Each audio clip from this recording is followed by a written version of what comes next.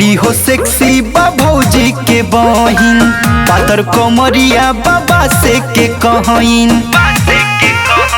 आई रे दादा बड़ी हो सेक्सी बा भौजी के बहिन, पातर कमरिया बाबा से के कहइन। मीठी बोलिया वो कर चावन परास लागेले, गदराइल गदराइल जवनिया झकास लागेले। गदराइल गदराइल जवनिया झकास लागेले। गदराइल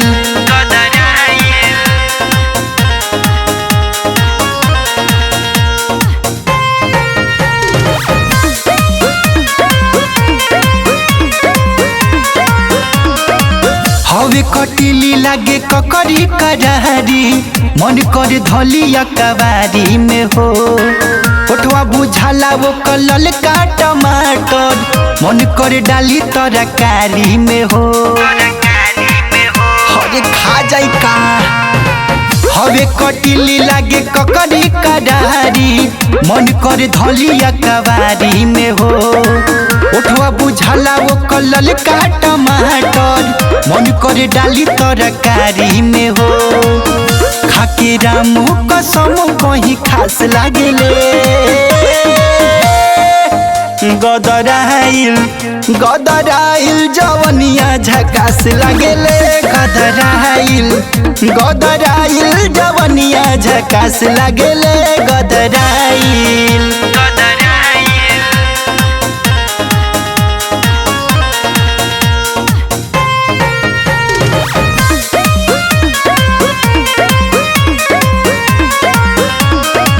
चेहरा के ब्यूटी बाटे निदिया उड़वले, बिंदिया हो पागल बनवले बा। रात दिन देखी ले वो कर सपनवा, ऐसन रोगवा लगैले बा। अरे पगला दिल बा। चेहरा के ब्यूटी बाटे निदिया उड़वले, बिंदिया हो पागल बनवले बा। दिन रात देखी ले वो कर सपनवा, ऐसन रोगवा लगवले बा।